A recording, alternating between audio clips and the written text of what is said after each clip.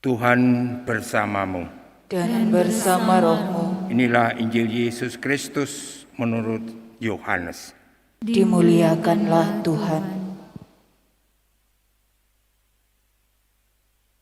Dalam rumah ibadat di Kapernaum, Yesus berkata kepada orang banyak, "Semua yang diberikan Bapa kepadaku akan datang kepadaku.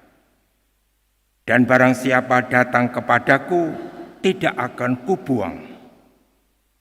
Sebab aku telah turun dari surga, bukan untuk melakukan kehendakku, melainkan untuk melakukan kehendak Dia yang mengutus aku.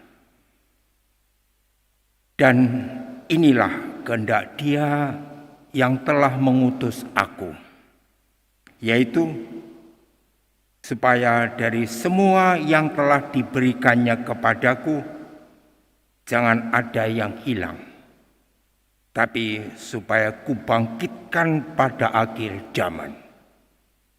Sebab inilah kehendak Bapa-Ku, yaitu supaya setiap orang yang melihat Anak dan percaya kepadanya beroleh hidup yang kekal, dan supaya aku membangkitkannya pada akhir zaman."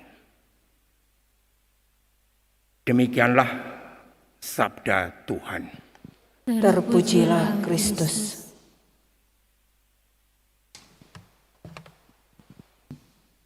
Para ibu, bapak, dan saudara-saudaraku yang dikasihi Tuhan, hari ini tanggal 2 November adalah peringatan semua orang beriman. Ibu Gereja minta kepada kita supaya kita berdoa bagi orang beriman yang telah dipanggil Tuhan, yang telah meninggal dunia. Gereja juga mengajak kita supaya mengadakan refleksi tentang kematian. Setiap orang akan mati. Setiap orang akan meninggal dunia. Ini adalah suatu keniscayaan. Tetapi walaupun ini suatu keniscayaan, setiap orang akan mengalami, ini tetap suatu misteri. Dan iman kita mengatakan hidup hanyalah diubah dan bukannya dilenyapkan. Artinya, setelah hidup kita ini berakhir, kita meninggal, ada kehidupan lain, yaitu kehidupan kekal. Injil pada hari ini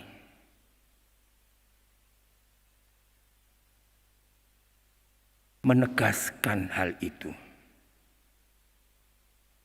Kita mendengar pada akhir dari Injil pada hari ini, inilah kehendakku, yaitu supaya setiap orang yang melihat Anak dan percaya kepadanya beroleh hidup yang kekal.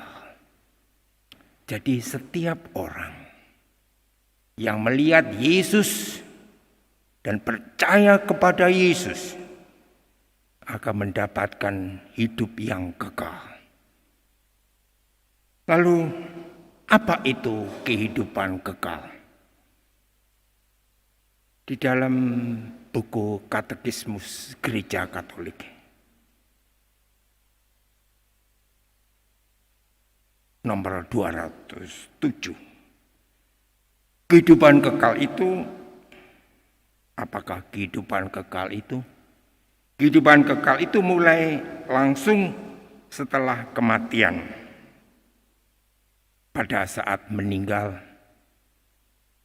badan kita dikuburkan atau dikremasi. Dan itu kita tidak bisa berangkat sendiri ke krematorium atau penguburan, kita membutuhkan orang lain.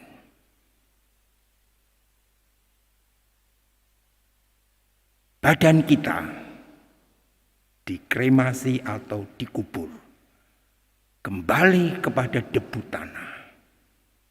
Dan itu kita ingat dalam kitab Kejadian. Ingatlah manusia, engkau ini berasal dari debu tanah dan akan kembali jadi debu tanah. Badan kita menjadi debu, tapi jiwa kita masuk ke dalam pengadilan yang khusus. Dan di dalam pengadilan khusus itu kita diadili berdasarkan iman dan perbuatan kita. Kita tahu dalam pengadilan itu ada 3 vonis. Yang pertama langsung masuk ke dalam kerajaan surga. Yang kedua masuk ke dalam neraka. Dan yang ketiga masih di dalam api penyucian untuk mengalami proses pemurnian. Nah, para